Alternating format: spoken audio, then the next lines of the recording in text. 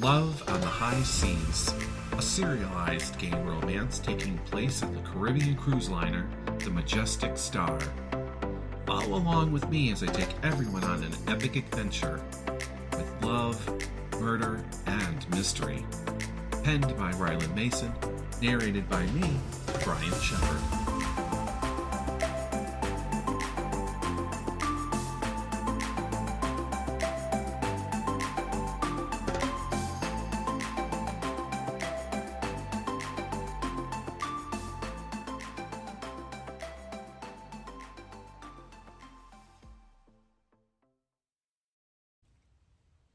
Episode 1, Joey.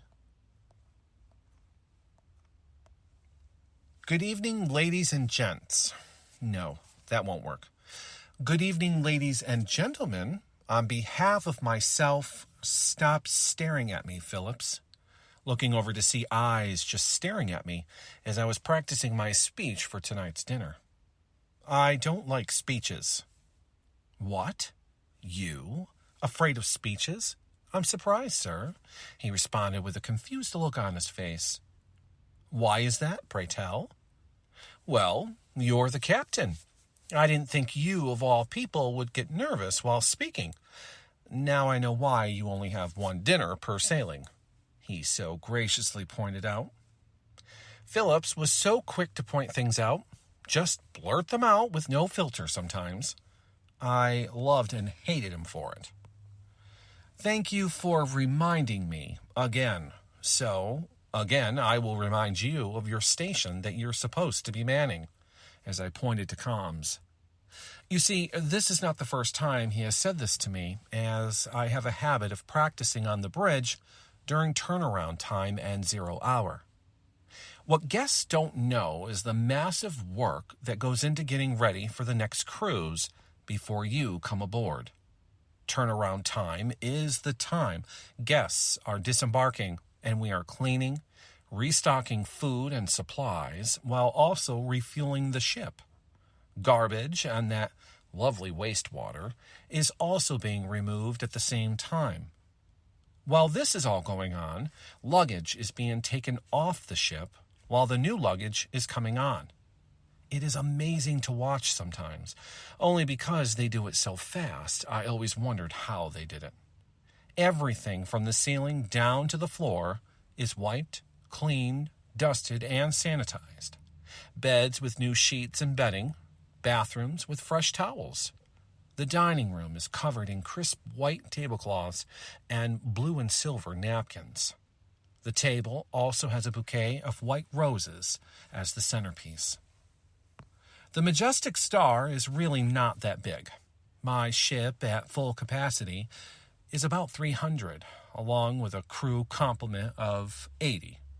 My ship, along with the Majestic Carl, are the only two left out of 4 Caribbean cruise liners left on top of the water. Our ships are old. The Santa Rosa, Santa Paula, Santa Lucia, and Santa Elena were sister ships built for Grace Line back in 1932. All were called to war in 1941. And Santa Lucia and Santa Elena were destroyed. Santa Rosa and the Santa Paula returned to Grace Line service after World War II. Over the years, our ships were sold and renamed so many times. Finally, before they were mothballed into scrap, Majestic Cruises bought and restored them, along with placing us back into the Caribbean cruise tours. The Majestic Star is identical to the Majestic Coral, which I heard is in dry dock, undergoing repairs due to some madman blowing things up. Now that 0 hour is here, we can begin departure procedures. 0 hour is the hour in which all disembarking passengers have left the ship. We make sure that every room on the ship is searched. This also means that the new arrivals should be all on board, checking in the main lobby. With cargo complete and waste removed from the ship, it was time to get this old gal moving. Next, through the Panama Canal. That's always fun. But before all that, I have a dinner to get ready for. As the second shift crew were just coming on shift to relieve those on the bridge, including me, now that we were underway and out to sea, just staying off the coast all the way up. Captain's dinners were something else. The cruise director, Robert Shillings, would go through the guest list, and of course, if you're booked a suite, then you got to sit at the table with me. Half the time, I would be seated with a bunch of snobs who thought that they were God's gift to Earth. I told him from now on he's to choose rooms at random. It should not matter how much you spent to get on board. It was only fair. Tonight, however, was a little different, as I chose the 4 out of 5 seats at the table. The 5th chooses herself, believe it or not, Miss Anita Cromwell. Oh, I'm sure you've heard of her as well. Joining me will be my good friend Captain Eric Moore and his boyfriend Justin Fox. And then we have my new friends Jack Jameson and now, back together, Christopher Marcus, which, come to find out, Eric is friends with Jack, something I just learned. I was now headed for the dining room. After leaving my cabin, all I really needed to do was freshen up. I was one of the few that were in the dining room, as it was not quite 5:30. The orchestra was getting ready and practicing, and tables were being set with glasses and cutlery.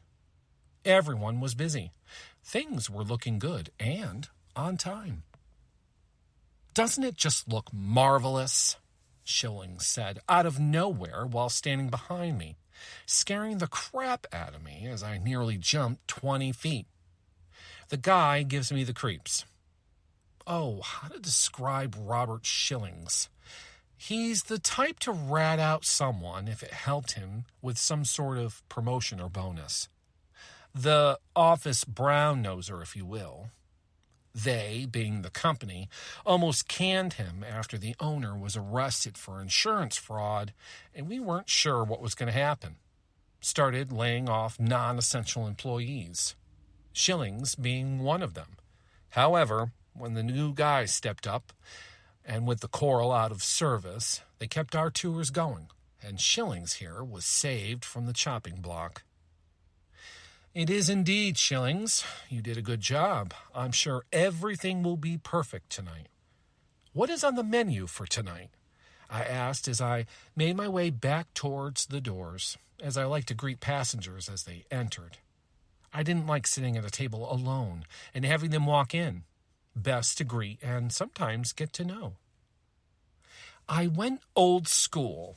Tonight, we have baked Virginia ham or rack of lamb with mint jelly, puree of sweet potatoes, mashed potatoes, and string beans, lettuce and tomato salad with French dressing, and for dessert, chocolate fudge cake with vanilla ice cream. Oh, and the soup is your favorite, lobster bisque, counting his fingers just to make sure he named everything off. Now that sounds good. Lobster bisque is my favorite, Justin. I will make sure to get that, the gentleman said behind me as I turned and I noticed him. A tall blonde with bright blue eyes standing next to Justin as they read the menu on the wall outside the door. I always forget it's there. It was time to start greeting guests as they were now starting to come in the main doors. If he's with Justin, then that means, oh, now it's a table for 6.